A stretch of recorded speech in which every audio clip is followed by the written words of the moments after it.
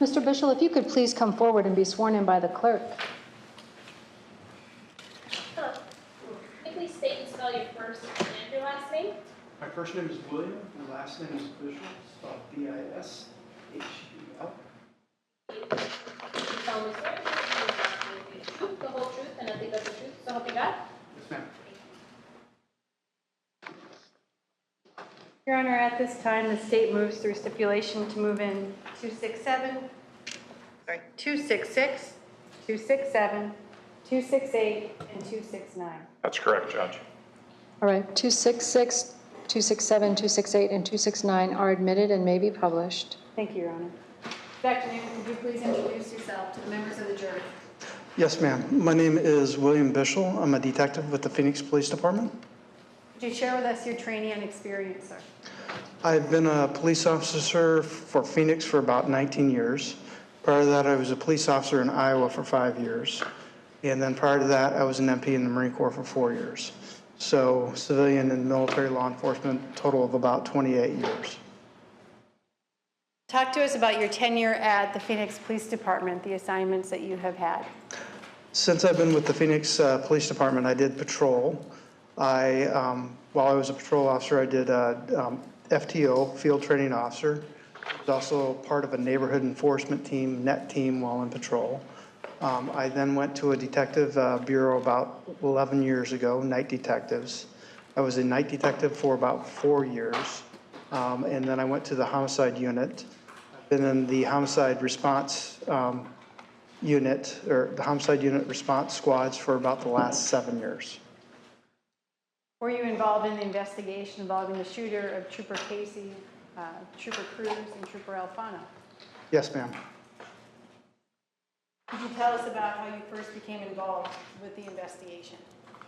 On the day of this incident, I was on standby, and my supervisor, Sergeant Barrett, called me at about 4:22 a.m. and requested I respond to 1624 North Black Canyon Freeway for this investigation. Is that the night's in? Yes, ma'am. What did you do once you got there, sir? I arrived on scene at about 5:25-ish, and then I attended a briefing. We'll learn more tomorrow or on Monday about the briefing process, but tell us what you did and what your assignment was following the briefing. When the briefing was concluded, my supervisor, Sergeant Barrett, gave me the assignment of assisting Detective Toby Myers with the scene investigation.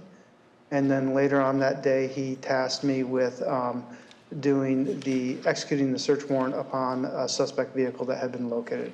What was the make and model of the suspect vehicle that had been located by law enforcement? The make and model of the vehicle that was located was a 2008 dark blue Mercury 4-door. Was it a Sable? Yes, ma'am. Tell us what it means to work with a crime scene specialist and process a vehicle. When we work with a crime scene specialist to process a vehicle, we're directing them and working with them. They have the training on processing for different types of evidence, such as DNA swabbing or developing latent prints off the vehicle. And we specify to them what areas we want processed. Is it going to be a full process, everything interior, exterior? And then we also search for different items of evidence when we both search the vehicle. In this case, is there also a protocol regarding the photographing of the vehicle and the items which were impounded? Yes, before we do anything with the vehicle, they always photograph it. And then normally the processing for DNA and fingerprints is done next. And then after that, we start searching the vehicle. In this case, was that process followed? Yes, ma'am. So I'm going to put on the Elmo what's been admitted as Exhibit 263.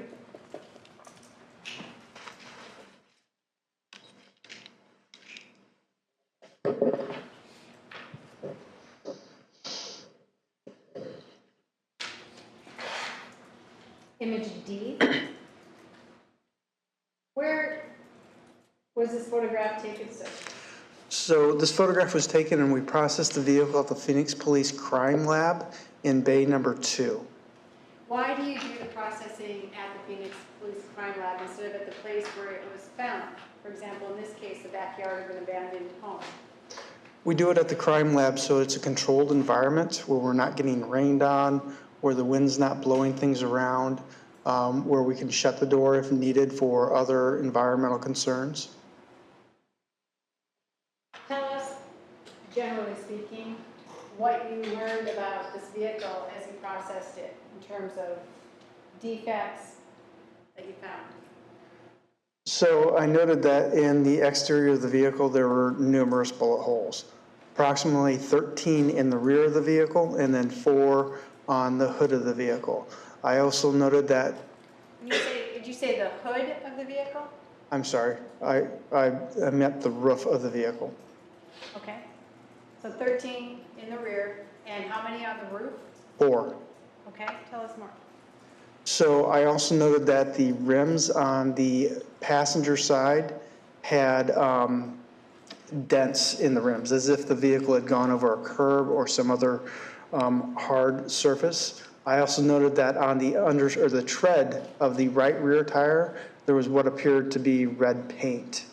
The exterior of the passenger side tires also appeared to be scuffed on the sidewall.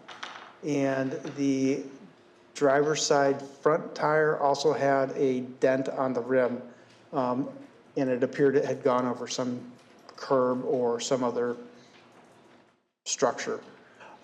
We also lifted the vehicle up. This bay is equipped with a vehicle lift, and I noted that on the underside of the vehicle on the muffler, there was what appeared to be red paint transfer on the muffler too. Let's walk through essentially what you, and was it crime scene specialist Eaton? Correct.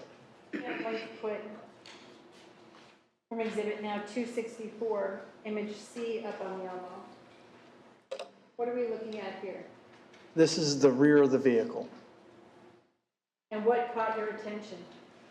We've got bullet holes in the trunk, we've got bullet holes in the rear bumper, and we have a rear window that is just being held together by the tent and has several apparent, or what look like bullet holes in it.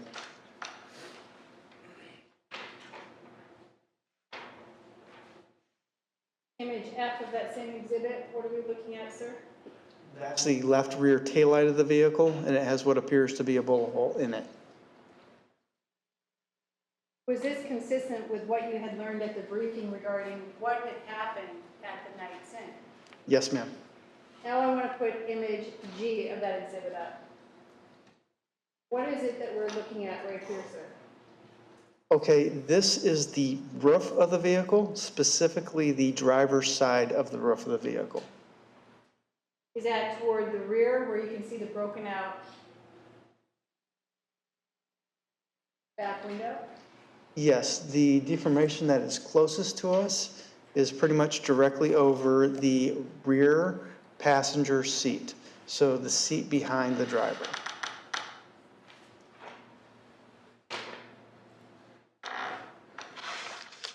I'm now putting image J up. What is it that we're looking at here? This is a picture of the back seat of the vehicle. This was a 4-door vehicle, and this appears to be the driver's side rear door that's open that we're looking through, and the picture was taken of.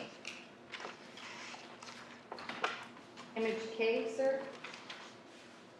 This is the floorboard area of the rear driver's side passenger seat area.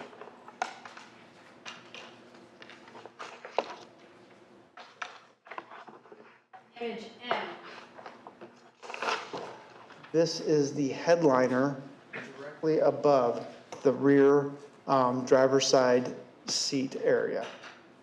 Were there different areas that caught your attention in this image, or in what you saw that's captured in this image? Yes, there's what appears to be a perforation in the headliner, and that corresponds to one of the deformations in the roof. What is a headliner, for those of us who don't do this? A headliner, it's the It's the liner above your head in the passenger compartment of a vehicle. Is it the cloth on the roof interior? Yes, ma'am. Image N, detective? Can you back it up, I'm sorry. Yes, ma'am. Okay, so this is a picture of the back of the headrest for the driver's seat. Now image O, Can you back that out a little bit, please? no. Can you look behind you? I believe that's the front of that same seat. Well, let me do N, and then put up O. Does that appear to be the same defect? Oh, okay, yeah, that's the same defect, but closer. I'm now going to put P up on the elbow. This is the front driver's door.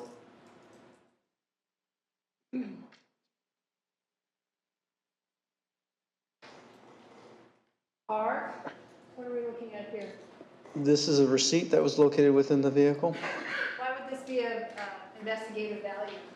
We often take photographs of any receipts found in the vehicle, the document timeline. When was somebody at a certain location? In this case, with this piece of evidence and others similar to it, was there a follow-up done by investigators? Possibly. Would that be a better question for the case agent? Yes, ma'am. Image X, I believe this is the driver's side door pocket area. does that appear to be an empty phone case?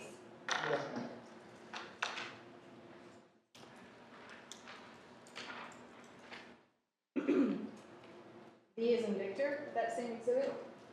This is the rear passenger side door that's open.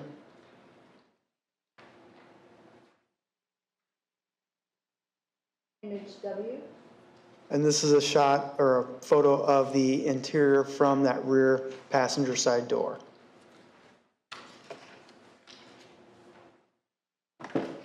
image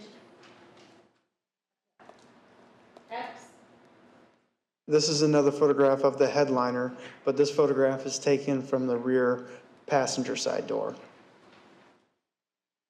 image Y, sir? This is a close-up photograph of that same defect in the headliner. Is that the same defect in exhibit X? Yes, ma'am. Did you compare that defect to what you saw? It's going to be marked P on the roof, or the holes in the roof. The holes in the roof, yes, ma'am.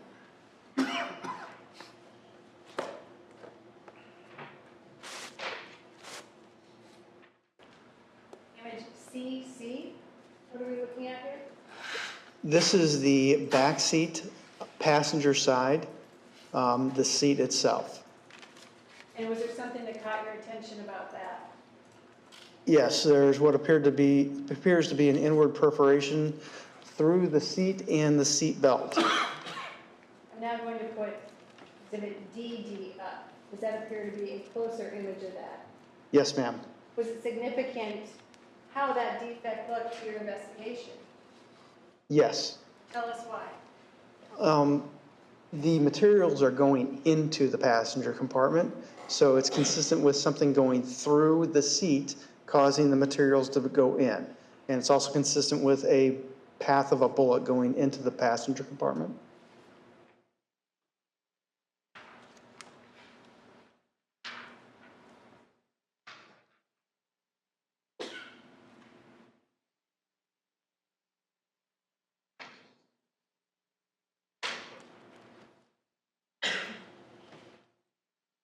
Tell us about how the Phoenix Police Department marks their evidence with letters and numbers. So anything that we're going to collect as an item of evidence will mark with a number. Anything that we're just going to document, such as a bullet hole, we don't normally collect all the bullet holes, we'll mark those with a letter. Exhibit RR. That's a picture of the laptop that was on the rear driver's side floorboard area. And did that ultimately get impounded as evidence item number 10? Yes, ma'am. And in fact, following the impounding of items, is it common to document it like this? In an image TT for the record. Yes, ma'am. Crime scene specialist Eaton laid everything out on that butcher block paper to get better photographs of it versus the photographs of the items actually in the vehicle. The view of it is kind of obstructed in the individual photographs. Image U. That's a photograph of the laptop. It's common to document the exterior condition of the items before we impound them. Did you open up that laptop? I believe crime scene Eaton opened that up. Were you present when that happened? Yes, ma'am. I'm going to show you exhibit WW. What is that? That's the Samsung Chrome laptop. Now, XX, what are we looking at here? That's a picture of the screen that was displayed on the laptop when it was opened. Okay, and you took closer up views of it, correct? Crime scene specialist Eaton did.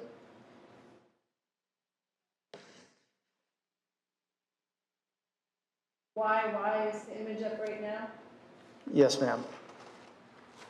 I'm going to walk over to you and show you image zebra.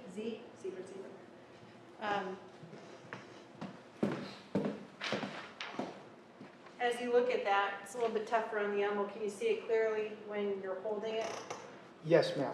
And what image does that appear to be? It appears to be the image of a face of a man with a goatee.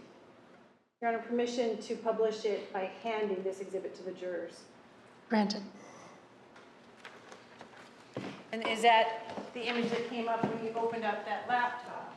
Yes, ma'am.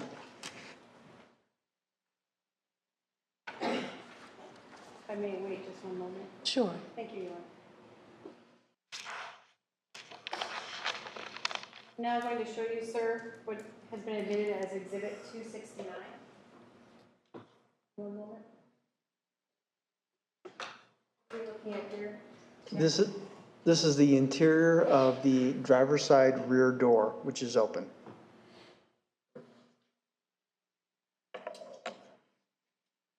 Exhibit 267, sir.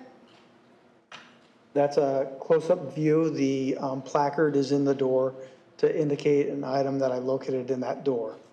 268, Detective. That's a close-up of the item that I located in that pocket in that door, and that item is a spent casing. What is a spent casing?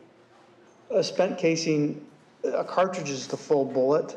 A casing is part of that bullet, the part that held the projectile and the powder and had the primer in the back of it. A spent casing is the part that held those items with an indentation on the primer indicating that it has been fired.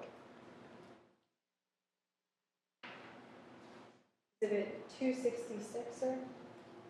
This is a photograph of the head stamp. So it tells you the caliber, and I believe this says Winchester 357. I believe that might be MAG underneath it. But it also shows the primer, which is the center portion of it, and then in the indentation in that primer is an indication that this projectile, when it was all one piece, had been fired. So it's a fired spent shell casing. Correct. I don't know if there's another kind.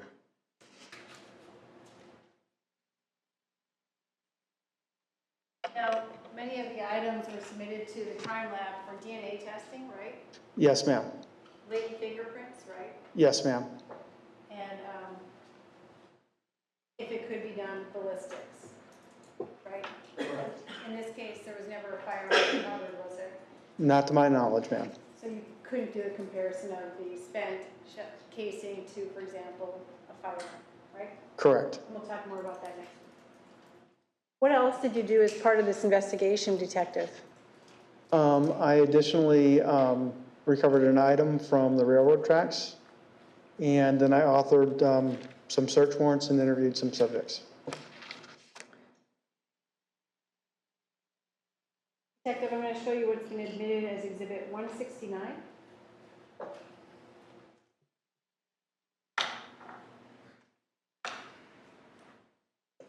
This is a photograph of the railroad tracks east of I-17, and I believe in between Jefferson and Madison Street. Let's talk about briefly how these searches occur. You received information throughout this investigation that this location may become important, correct? Correct. And there were interviews that were done almost immediately of train employees to look for potential footage. I believe so. That was something other detectives did. And the case agent may have been directing that. Correct. But you and other investigators learned that this area of railroad tracks near the location where this white piece of evidence was found may be of value, right? Correct.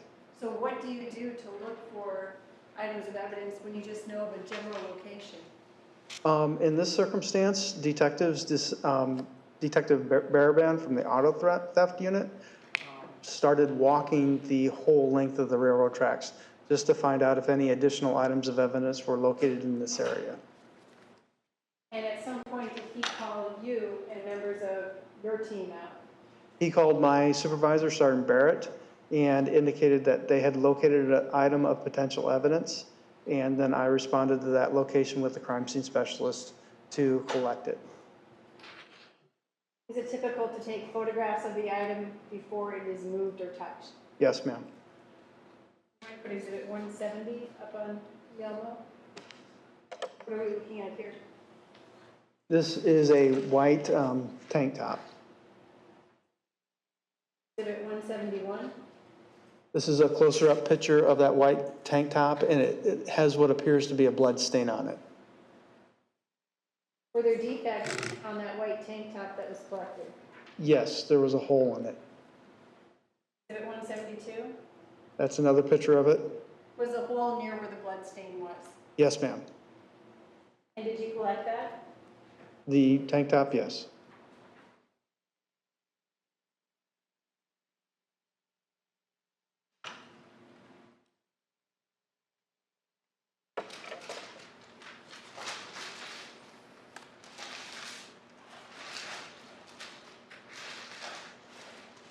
Often with biological evidence, do you have to go through a drying process? Yes, the items are normally placed in the drying room unless they're already dry, so that the item can be fully dried before they're packaged and impounded. Were there other things that you did as part of this investigation? Yes, ma'am. What were those things, sir? I authored a search warrant to Google, and I interviewed some subjects. And did you also monitor interviews at times of other detectives that were conducting interviews? Yes, ma'am. Who were the people that you did the interviews of, just by name? I'd have to refresh my recollection with my supplements. Your Honor, may I approach?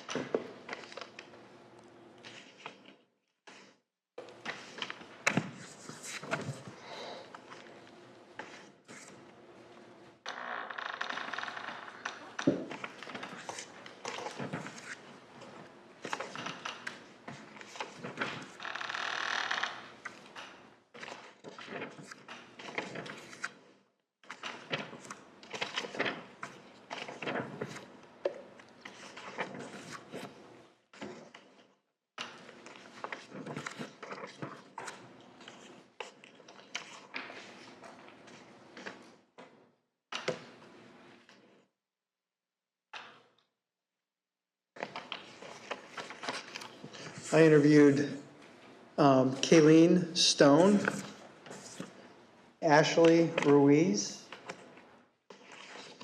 And was Ashley Ruiz a daughter of Lou Bueno? I believe so, yes. Sandra Lee Ramos,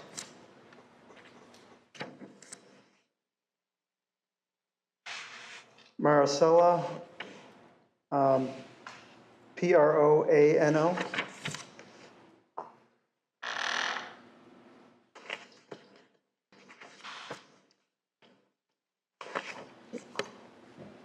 and I believe that was all the interviews. Nothing further. Thank you. This is a good time for our break. We will break for 15 minutes and be back at 3:10. Please remember the admonition applies. All rise for the jury.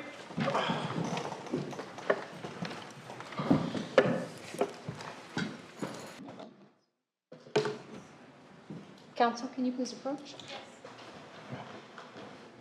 State of Arizona versus Ramon Bueno, CR 2014-149887-001. Let the record reflect the presence of counsel and the defendant. The witness is returning to the witness stand.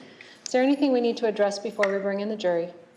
Judge, actually, since we had the opportunity not to have cross start, if I could just ask 3 or 4 more questions of the detective, I would appreciate it. Fine with me. All right, I have no issue with that. We'll bring in the jury. Thank you. There's a packet on the witness stand. Is that intentional? Oh, no, those were the, I apologize, Judge. Those, he needed to refresh his recollection Okay. of the interviews he had conducted.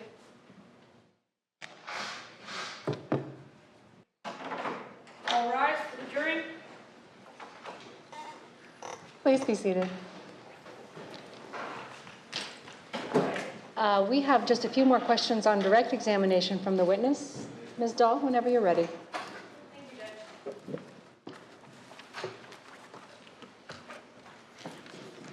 Detective, we had started to talk a little bit about what was marked during the processing of the 2008 Mercury Sable as evidence item. Well, it wasn't an evidence item, but it was a marked defect on the roof of the Sable, which was labeled P as in Paul, correct? I believe so, yes. Now, I'm going to put what has been admitted as Exhibit 263 up on the Elmo.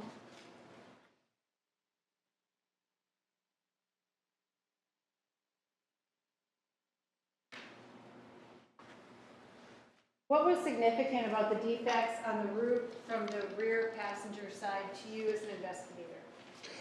The significance to those was the directionality.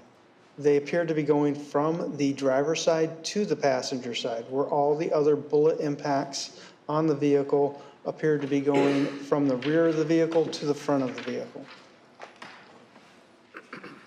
I'm going to put Exhibit 263 image L up on the Elmo. You see that, sir? I'm going to turn it and do now image M. How can you tell us as an investigator the directionality of, for example, a projectile from a firearm?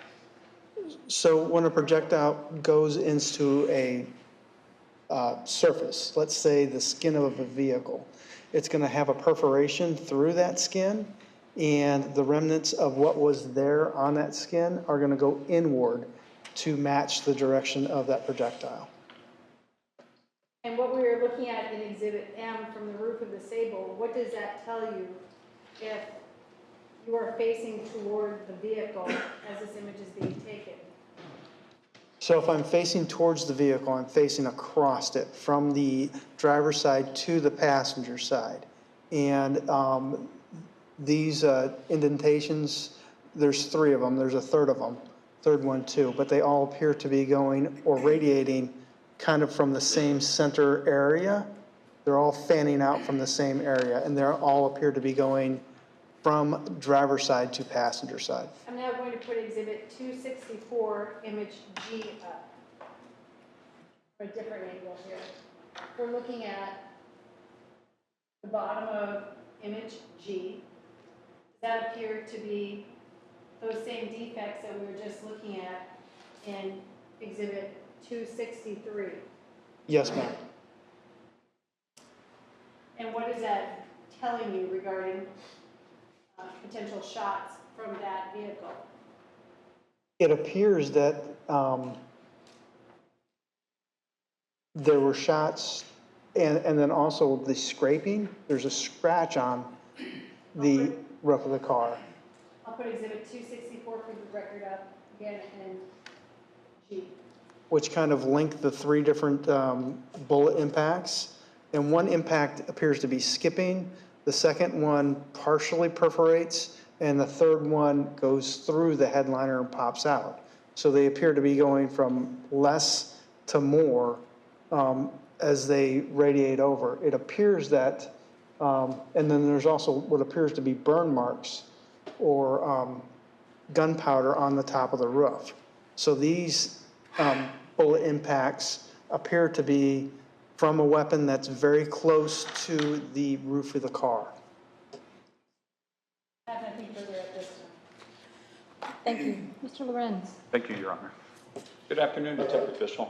Good afternoon, sir. How are you? Good, sir. A couple of questions. You testified about finding a red substance or red on the tires of the Sable. Yes, sir.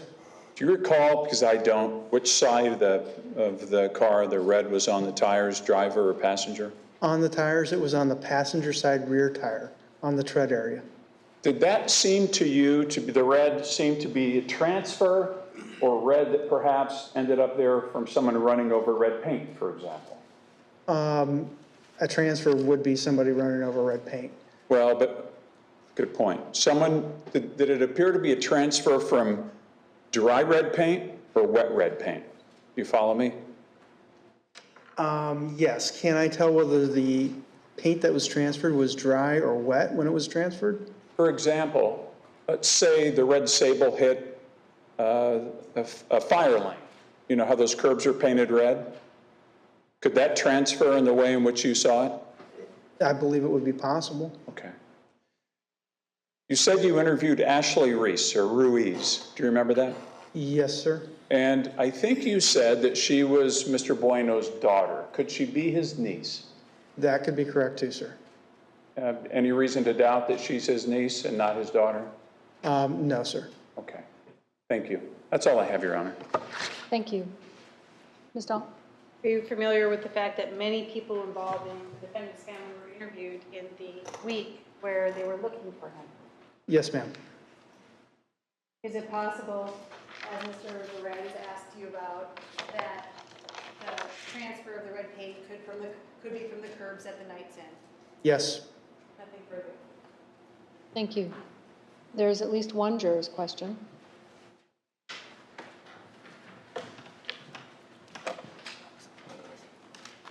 It looks like we may have additional.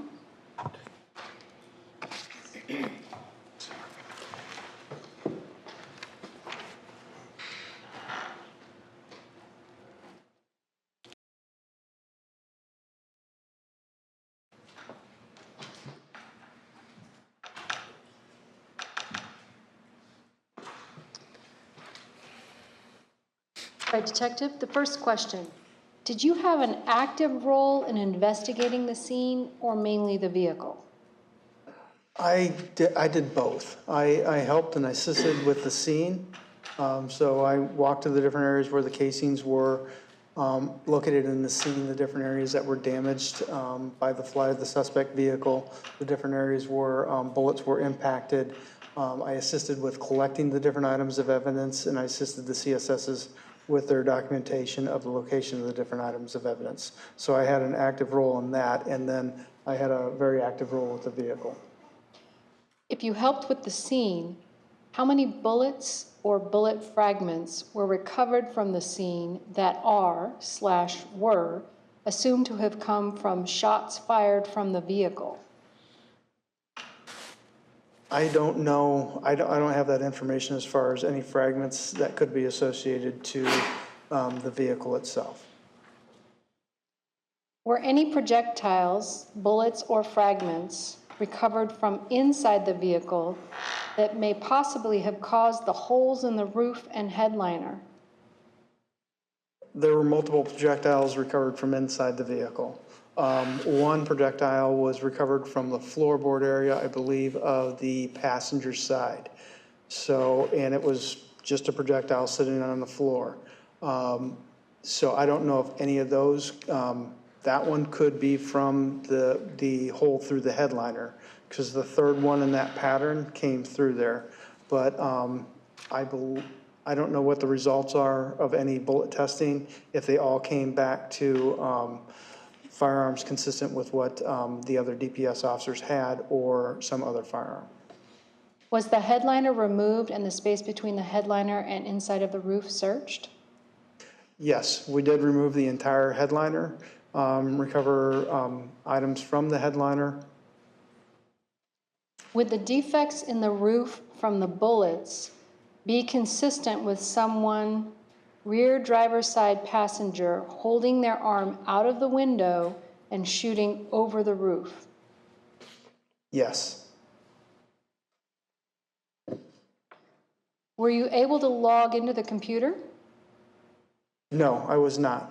And we don't typically do that. We'll author a search warrant, and I did author a search warrant for the download of that computer, and we have people who are trained specifically on how to do that.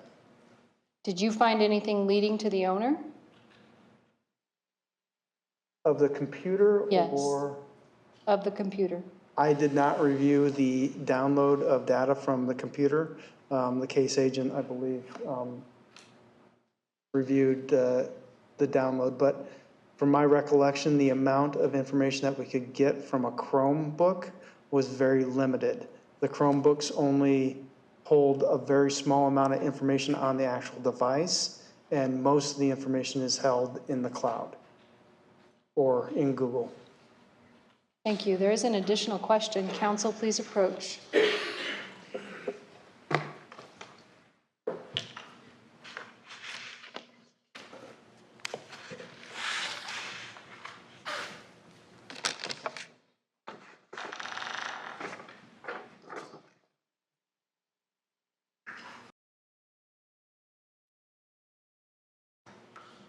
Would you say the gun which made the marks on the roof was pointed slightly downward into the roof for all shots? Slightly, to a degree, possibly for the second two, but I don't know if that was intentional or accidental. And for the first one, it was a glancing one. So I'm not sure how that would line up if somebody just laid a gun on top of it, if it would have enough clearance to go over the roof, or if that's just how it lined up when it was flat on the roof. Thank you. No additional juror questions. Ms. Dahl, any follow-up? Yes.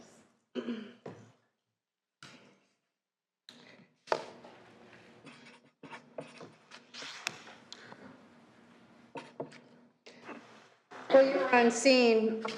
Two of the items of evidence that you and Detective Myers were able to locate almost immediately were the vehicle registration card, correct? Yes. And an insurance card, correct?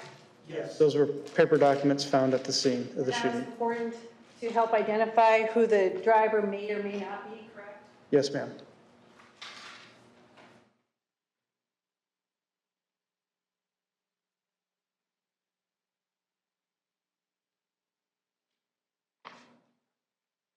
I'm going to show you what's been marked as Exhibit 264, image Z as in zebra. If I may just use some.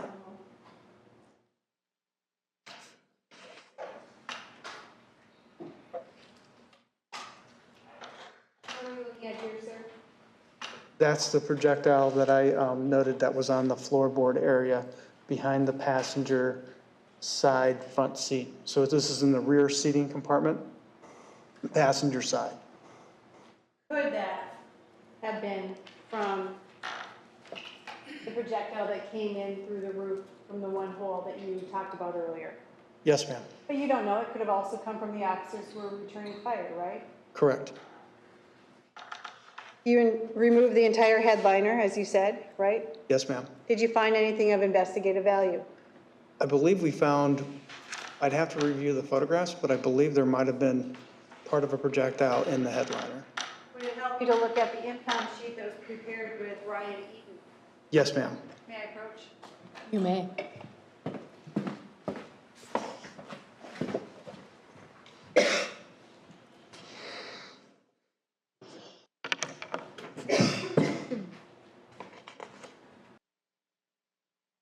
Yes, ma'am. A possible bullet projectile was recovered from inside and above the headliner over the right rear passenger side seat. Did you see any holes or defects on the roof of the vehicle that appeared to be coming from the passenger side? From the passenger side or from the rear? On the roof, were there any holes that appeared to be coming from the passenger side toward the driver's side? No, ma'am.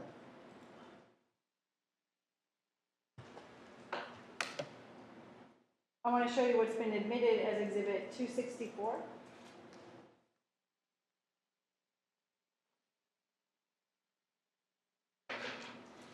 Image ZZ. When you open the Chromebook that was recovered, I'm going to put the image up. It appeared that the person who last used it had that image captured. And did it say currently signed in? Yes, ma'am. Did you look closely at that image? Yes.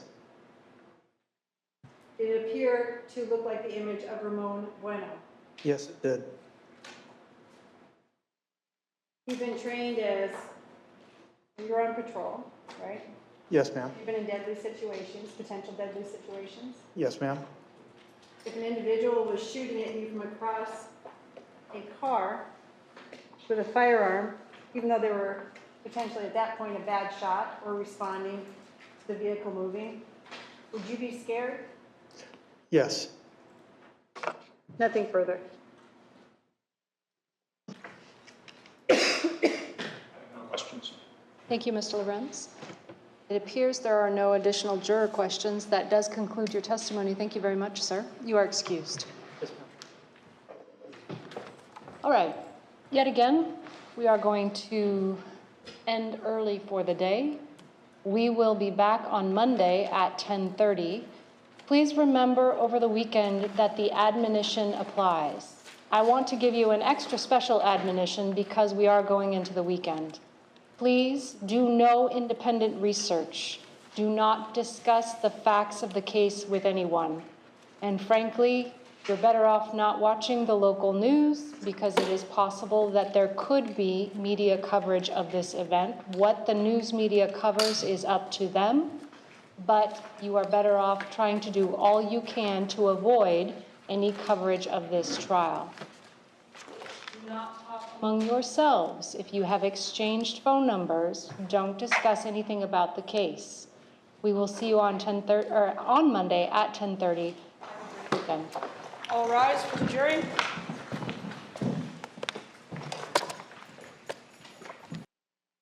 Please be seated. All right, so we discussed earlier that for Monday we are anticipating 3 witnesses, those being Dr. Patel, Detective Jan Butcher, the case agent, and potentially another detective. I will tell you that the last 2 times I've told the jury at 3:30 that we're going to end early for the day, they kind of look at me and shrug, and I know that one might think the jury likes getting out early, but I think what the jury would really like is for the trial to be over sooner rather than later. So to the extent we can make full use of our days, I would like to be able to do so.